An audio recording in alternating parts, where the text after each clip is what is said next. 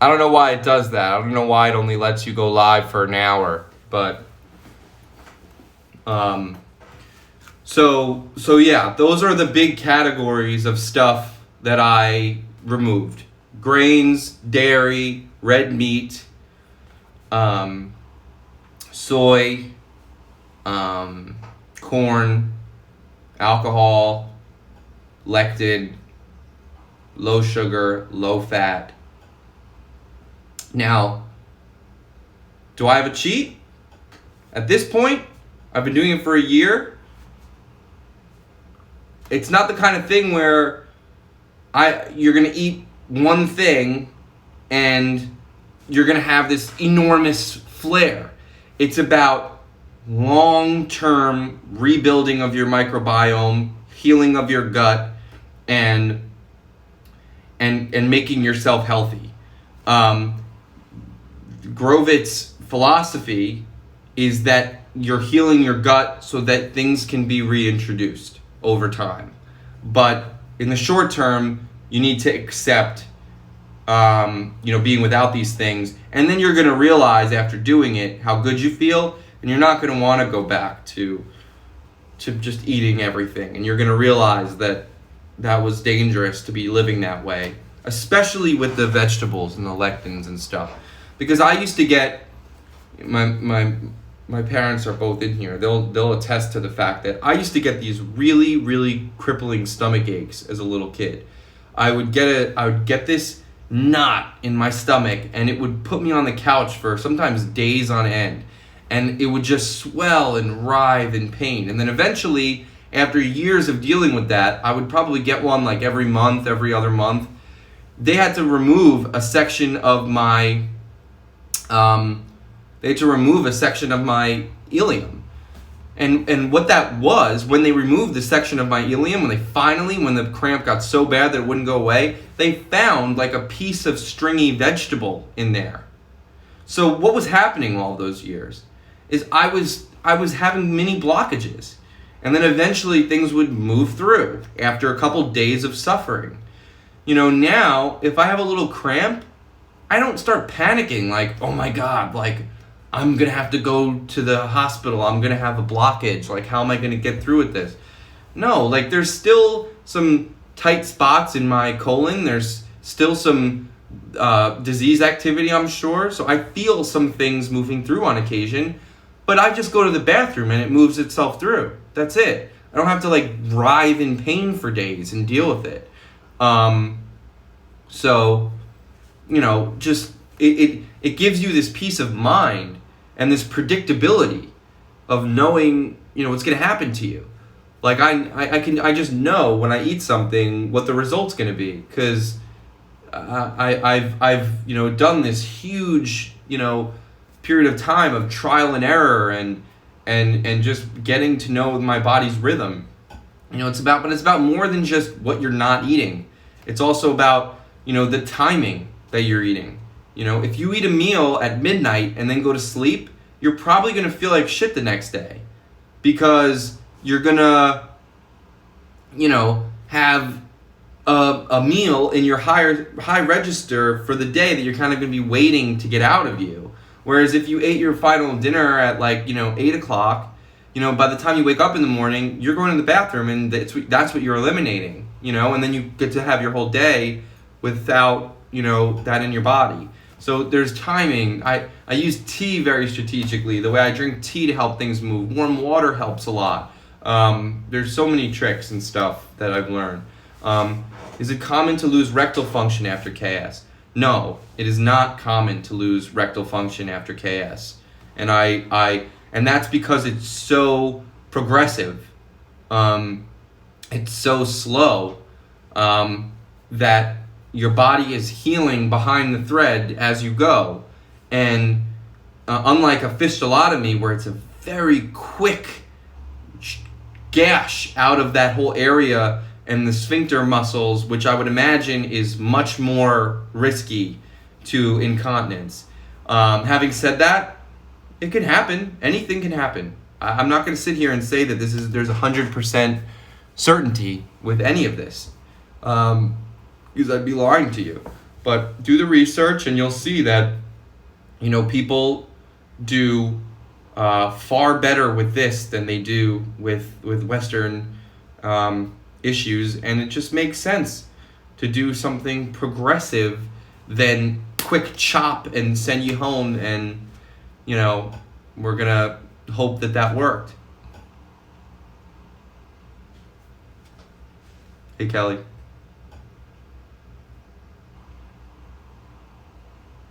So we've been going for an hour and 6 minutes. I'm going to kind of go until people stop asking questions. So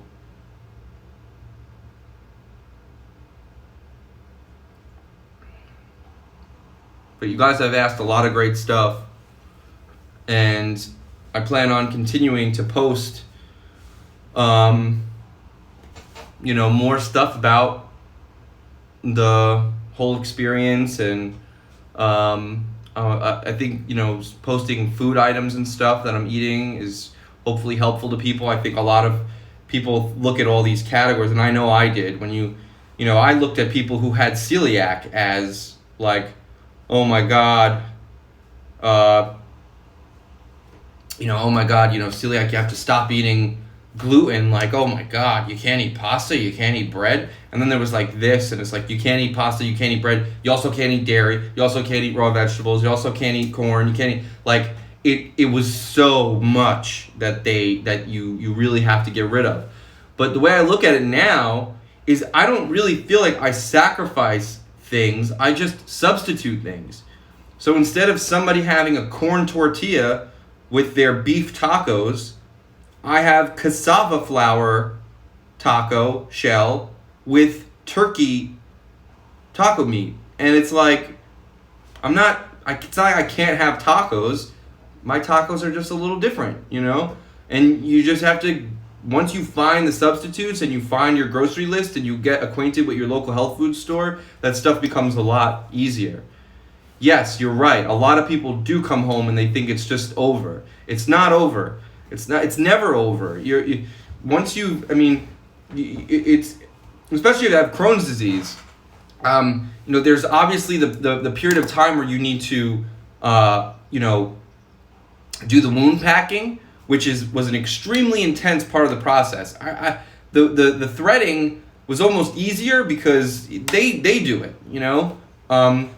He does the threading. Besides, I just show up and put my feet up in the stirrups, and he did everything, And then I go and I do my walking, and I ate vegetarian, and I had fulfilled my obligations as the patient, But once, the ball's in your court now, right? You're going home, and you have to pack this wound, that was a little intense for me to make sure I was doing it right. The fear I didn't pack it right, like, did I clean it enough? Did I... It was a little nerve-wracking, and then all of a sudden you get a better handle on it. But then also, it was not just, oh, okay, I've got the packing under control. It's, oh my god, I got to get my Crohn's symptoms under control. Stelara not working, shit. Entyvio's not working, shit. My body's never going to work with biologics again. I've been on them too long. What am I going to do here? How am I going to make sure that all of this effort that I just put into getting healed isn't going to be for nothing, and I'm going to end up with another one of these things? And that's where the diet came in. And I do not worry now. I am not worried that I'm going to ever have to go back on a biologic, and I'm not worried that I'm ever going to have recurrence. My symptoms are too predictable. I know what I'm dealing with. I know what I'm dealing with. I know how I have to live, and I've accepted it, and I'm thriving because of it. And I had to, change a lot of things, but it was totally worth it to be in control. The disease controlled me my whole life. It controlled me. It controlled when I went to school. It controlled when I was staying home on the couch sick. It controlled, my weight. It controlled everything. It controlled, when I was feeling good enough to socialize. It controlled my expectation of my own life expectancy. It controlled everything. I had to go to the doctors constantly. I had to, get the infusions constantly, sitting in the doctor's office for hours with, the IV in my arm. It was in control. And now it's not. I literally, the hospitals could all shut down tomorrow, and I'm not dependent on them at all. I take care of myself with food and supplements and lifestyle. As far as you know, if you didn't have Crohn's, did you have to follow the diet just for fistula? Well, fistulas can be caused by a lot of different things. They could be caused by having Crohn's disease. They could be caused by being constipated and pushing too hard. They could be caused by having, a fissure or a stretch or a cut that gets infected and leads. There's a lot of things that can cause fistula. Would being on a very strict diet be as critical to control recurrence for a non-Crohn's patient? Probably not. I don't think so. And I think that's why a lot of these doctors turn away Crohn's patients, because they know that the people who don't have Crohn's, they're going to get rid of this fistula that was an isolated, strange occurrence for them, and then they're going to go back to having, normal bowel movements and being a normal person, that they don't need to worry about them having recurrence, whereas Crohn's patients have, ongoing issues that are going to be a lot more difficult. So, but I think it's a good idea to think about your diet and your lifestyle and what you're putting in your body. You're a machine. You don't put something in your body and then it just disappears. It's got to go through everything. It's got to pass by all of the organic material inside of you. And, if it's crap, it's going to put strain on that organic material. If it's good and healthy, it's not. And, like I said, I wouldn't recommend this drastic of a dietary change to just the average person, because it's a lot that you're cutting out of your life.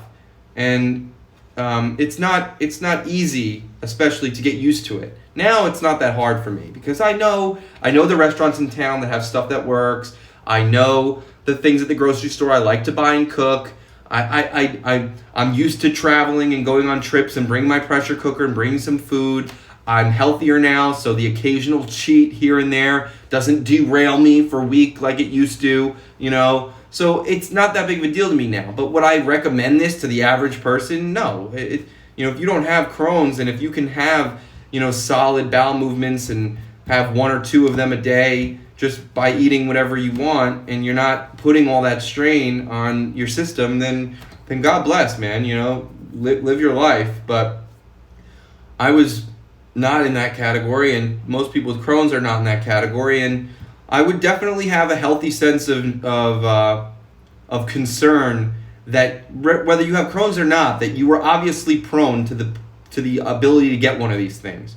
So if you can make some simple changes that are good for you, I think mostly dairy and red meat and gluten. If you're gonna get rid of maybe the pressure cooking of the vegetables and stuff is not as necessary for the average person, but if you can remove dairy and red meat and gluten, maybe not even all grains, just gluten, those three things, probably a good thing to try to do. Maybe not even all at once, maybe over time. Maybe you pick one. Say, my New Year's resolution is going to be to stop eating dairy, and then the next year you stop eating gluten. I don't know, but there are plenty of substitutes out there. These restaurants are getting much better at understanding these issues that people have.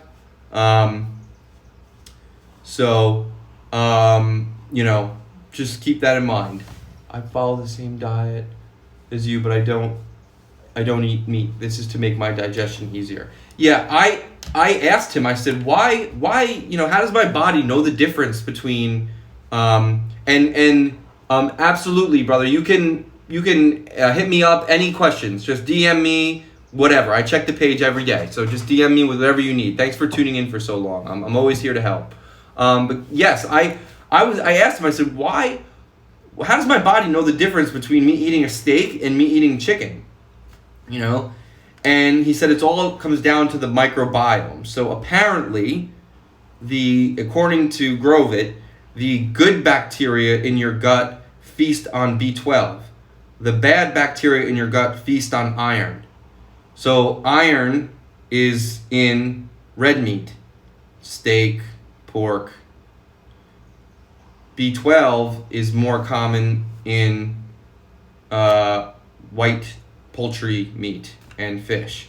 So that's his rationale. He also, he just believes that I need that protein. And beans, where is the way that a lot of vegetarians and vegans get their protein. A lot of beans, beans are gas producing. So, that's gas is putting pressure on your intestinal wall. That's creating discomfort for people who have Crohn's ulcers and things going on the inside. And, and that's also putting pressure on the wall. If there's the beginning of any kind of fistula activity, that's pressing against the wall and potentially increasing your likelihood of that happening. So he's not a big fan of me eating a whole lot of beans. He favors me eating lean, white meat, poultry, and fish. And not raw fish either. He's not a big fan of me eating raw sushi.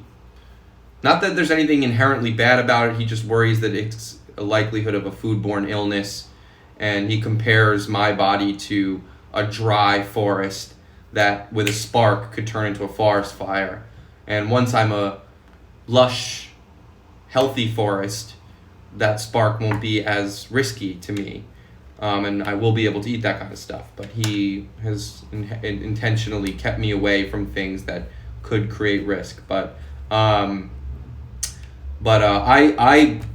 did the vegan thing. I tried to get rid of all meat and leaning on all those carbs and all that, those grains and the vegetable products without knowing about the pressure cooking. I suffered during that period of time.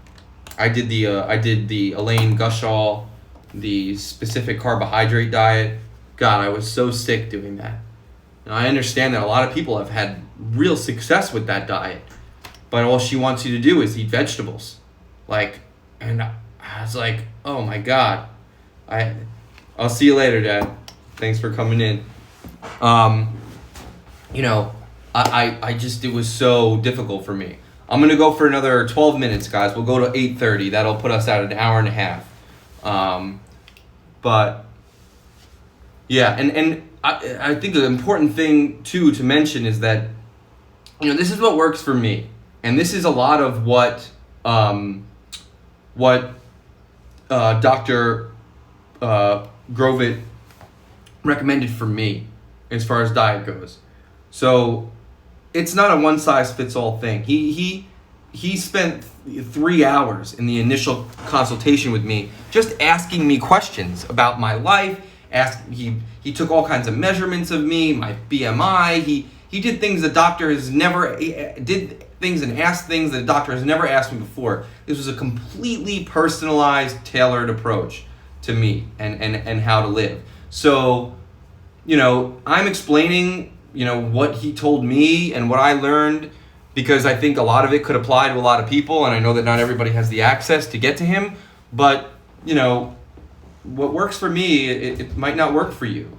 And, you might do really well with beans and maybe you don't do so well with chicken or something. I don't know. I think Grovit would be really surprised if you didn't, but, it's important that you recognize that you're going to have your own period of trial and error, and you're going to have to figure out what works for you. Do you bike? I wasn't a big bicycle rider before, but I could. There's nothing stopping me from sitting on a bike seat. I wouldn't have felt comfortable with a fistula, but sure, yeah, I could get on a bicycle, no problem. Yeah, sure. I exercise. I play golf. I hike. I rollerblade. I snowboard. I do all activity. I go easy with lifting and stuff because I still feel like my body is healing. I feel like I still probably have another year or two that I'm going to be in healing mode of my gut not of the fistula, of my gut. So any when you lift, you're doing damage to muscles that you're asking your body to repair. So that healing energy, I'd rather go to my gut than anything else. But there's nothing stopping me, like from a pain perspective or from a worry perspective, that I would get, that I'm gonna be uncomfortable on a bike seat. That's totally fine.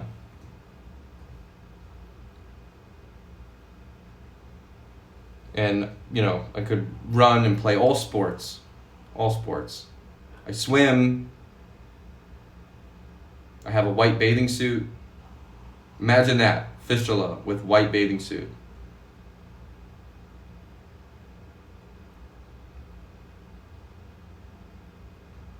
Nine minutes, guys. Ask me some more stuff. Or I'll try to think of more stuff to ramble about. Most of my meals are rice and chicken based. Yes, white clothes. Who would have thought, It's like the things you take for granted.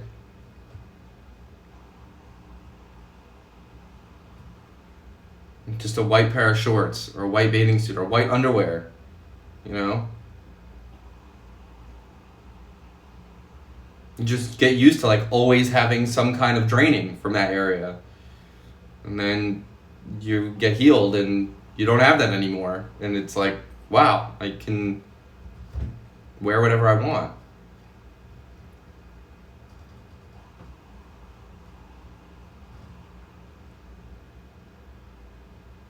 No problem.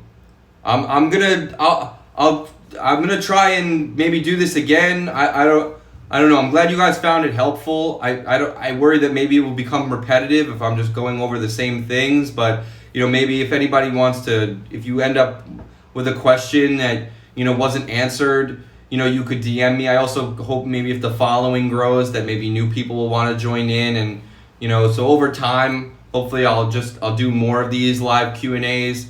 Maybe I'll even do live cooking. I can show you some of the things that I'm cooking, give you guys recipe ideas or stuff. I'll try and be creative. There are resources out there. There's some great stuff out there. What Norma built in the Facebook group was what I found and what really saved me.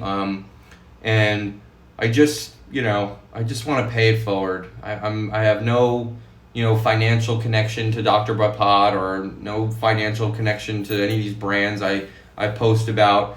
I have a job. I run a staffing and recruiting firm. I do my own thing. This is the charity that I feel like I was chosen to give. I just wanna help people make it over there and get healed, because it's horrible what people are suffering, and the advice that they're getting from the West is criminal. We are extremely lucrative chronic patients to them. The West does really well with trauma. You get in a car accident, you break your arm snowboarding, you get shot. Don't bring me to an acupuncturist, Like, I don't want the Eastern help with that. I want to go to a Western hospital. They're really good at trauma. They got that down. But chronic illness, they want perma patients. They want money. They want you dependent on their drugs, and they want you dependent on their surgeries so that they can make a lot of money. They don't want you realizing how much you can control your own symptoms with food. And unfortunately, if your symptoms have got bad enough that they got the fistula, food's probably not going to cure your fistula. But this will. KS will. If you go there, if you pick a good doctor, if a guy like Bapad tells you that it's a manageable case for him and he can take care of it, then believe him and surrender to the process and forget everything you think you know and do what he tells you to do, and you'll do fine. Now the problem is that you have to figure out what's going on with this COVID shit, because I don't know how long it's going to be before they let you get over there. And I haven't done the research into figuring out if there are other countries you can go to and then go to India from those countries, or if there are kind of backdoor ways in, or I don't even know. But that should be your primary goal, is just to do everything you can to hold on, whether it's taking 5 baths a day or whatever you got to do to make it enough time until you can get into the country, because I feel so sorry for anybody. I was stressed enough trying to get over there, and there was none of this going on. So that's a hurdle that, you know, I can't help you with. I don't know what to do about that. But India is the place to be. There are some other places that, you know, I've seen some doctors in some other countries that people ask about in the chat, but Ayurveda is Indian medicine, and that's where you want to be. So 3 minutes, guys. Any final questions that you want to ask before I wrap this up for the evening? Anything about KS, about wound healing, about typical meal, about you know, anything? If you do, that's great. If you can't think of anything, then, you know, just DM me whenever the question comes to you. And I check the page. This is the best place to DM me. Some people message me on Facebook, and Facebook has this like other section of messages, which is like, it's like, you know, message requests. And I just feel like sometimes I don't check the message requests, and I have missed a message there before. So hit me here on Instagram. Thank you. I'm so happy that I was able to inspire you to go and that you're healthy.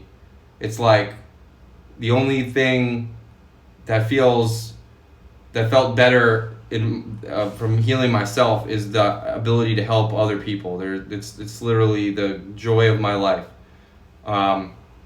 So I'm so glad that you're feeling great, and I've seen you post a lot about your summer, Kelly. I'm glad that, you know, you're having such a great time with your daughter on the lake and stuff. I'm an outdoorsy lake guy too. I feel like we've had a similar summer, and I'm just glad that you're feeling so good. What kind of supplements do I take? Good question. Although, again, I'm going to preface this with saying that these are the supplements that he has prescribed to me. He did not prescribe them all at once. I was given them, I was prescribed them over time as my symptoms started to change. But right now, I take vitamin D, I take folate, I take a multivitamin, I take a very specific kind of fish oil called SPM Active. I take caprylic acid. I take slippery elm. And I take CBD. And I take a nutritional supplement called black raspberry extract, which has anthocyanins, which is which is a known cancer-fighting thing. Not that I have cancer, but his thought process is if it's helpful for a cancer patient, it's going to be helpful free radical fighting for you. So I take that too. I have a big pill organizer. I take stuff every day. CBD was the last thing he prescribed me, mostly because I picked up tuberculosis in India. I got latent TB. That means you have tuberculosis, but it's not active in your lungs, so you're not actually sick, but you have the TB fungus in your body, which is no joke. You can die from TB. I mean, it's not as common now. I mean, people used to die from TB all the time, but it's not really common now. And a third of the world's population has latent TB. It's just not as popular in Western countries. So you hear tuberculosis and you're like, oh my God. So I came back from India and they ran some tests on me before they gave me Stelara, and they found out I had TB. And that was like a big, oh shit, like, now what? and they put me on an antibiotic for 9 months. So imagine anybody who has Crohn's disease or stomach issues knows what antibiotics are like. Good luck trying to have a firm bowel movement and feel good while you're on antibiotics. Good luck. I didn't know what to do. I was like, I just got this thing taken care of. I'm gonna be on antibiotics for 9 months. It's gonna kill me. But the diet combined with with Grovit's guidance and everything, I was able to get through it. Now I'm not on the TB drug anymore. So I don't have to worry about, I'll always have TB in my system. I'll always test positive on a quantiferon gold test or a PPD, which is what they do to test for that stuff. But it will never develop into full-blown TB because the antibiotics beat it to shit for 9 months.